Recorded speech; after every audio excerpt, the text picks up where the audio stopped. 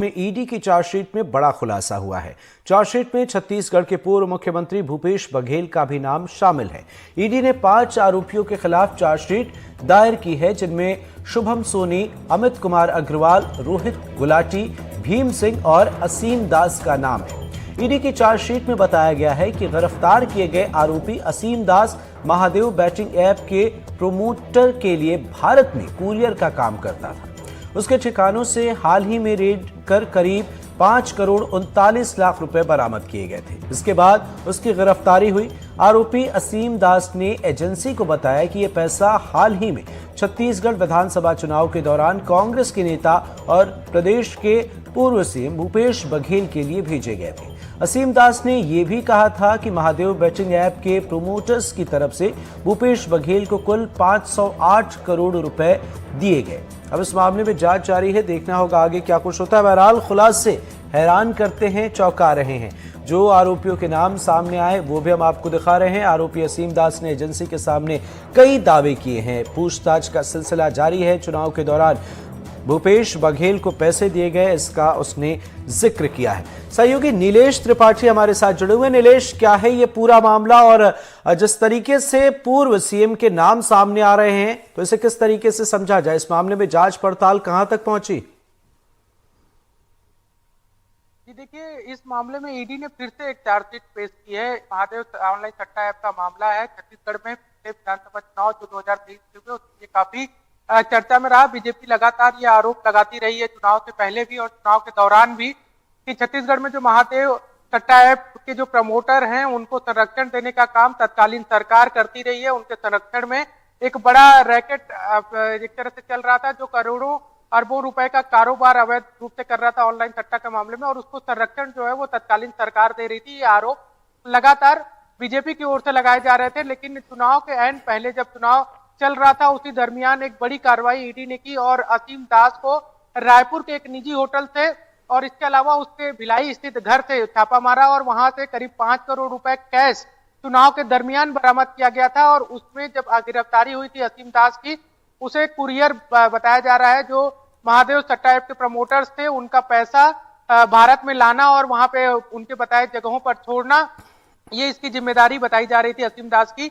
चुनाव के दौरान जब ये कार्रवाई की गई थी तब एक बड़ा हड़कंप मचा था और उस समय भी नाम भूपेश बघेल का आ रहा था कि भूपेश बघेल के लिए और चुनाव में कांग्रेस के लोगों को फायदा पहुंचाने के लिए ये पैसा भेजा गया था। ये आरोप लगातार लग रहे थे। लेकिन अब बीच में असीम दास का एक बयान आया था जो उनके वकील के माध्यम से दिया गया था कि असीम दास जो बयान भूपेश बघेल को लेकर दिए हैं वो गलत है, उस पर वो पलट रहे हैं। और उनका ये कहना है कि वो दबाव में भूपेश बघेल का नाम ले रहे थे। लेकिन उसी बयान जो पलटे थे उस बयान के बाद फिर अब एक नई चार्जशीट 1 जनवरी को पेश की गई है ईडी की ओर से, जिसमें ये कहा जा रहा है कि असीम दास का जो वकील था उसके साथ एक कोई प्रभावशाली व्यक्ति आया था, जिसके प्रभाव में आकर असीम दास ने जो पहले बयान ईडी को दिया था उस पर पलट गया था और अब फिर से जो बयान है वो उस पर कायम है, पहले बयान पर, कि वो पैसा भूपेश बघेल को पहुंचाने के लिए लाया गया था। हालांकि ये पूरी चीजें जांच प्रक्रिया में है, सच है, ये सारी चीजें जांच में ही स्पष्ट हो पाएंगी। लेकिन इस तरह से छत्तीसगढ़ में सत्ता परिवर्तन हो चुकी है, भाजपा की सरकार बन गई है। पहले कांग्रेस की सरकार थी, भूपेश बघेल नेतृत्व कर रहे थे। ऐसे में आप पूर्व मुख्यमंत्री भूपेश बघेल के ऊपर इतना बड़ा आरोप कि एक ऑनलाइन सट्टा के मामले में कुरियर के द्वारा पैसा उनके पास पहुंचाया जाना, वो इतनी बड़ी रकम लगभग 5 करोड़ रुपए कैश, तो ये बढ़ाती नजर आ रही है भूपेश बघेल की।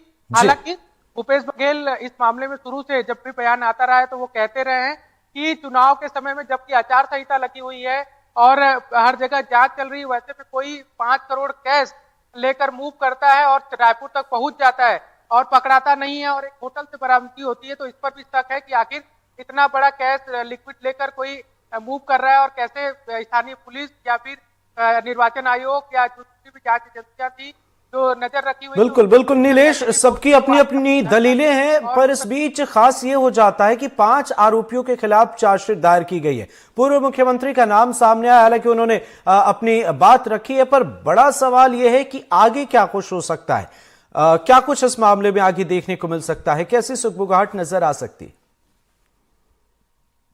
देखिए, इसमें जो बड़ा हैपनिंग कहा जा सकता है, जो हो सकता है पॉलिटिक्स के लिहाज से खासकर मैं बात करूं, तुम्हें भूपेश बघेल से पूछताछ हो सकती है या उन्हें नोटिस जारी हो सकता है फ्यूचर में कि अगर आपका नाम इस मामले में बार बार आ रहा है, बयान कराएं या अपना बयान या अपना पक्ष रखें। तो ये पॉलिटिक्स आने सकती है कि पूर्व मुख्यमंत्री भूपेश बघेल, क्योंकि अभी तक कई कार्रवाइयां हुई ईडी की, चाहे स्कैम के मामले में हो या शराब घोटाला के मामले में हो या फिर अब महादेव ऑनलाइन सट्टा तो लगातार पिछले 5 सालों की बात करें तो कई बार ईडी की टीमों ने अलग अलग जगहों पर दबिश दी। मुख्यमंत्री भूपेश बघेल से जुड़े या उनके लिए काम कर रहे अधिकारी।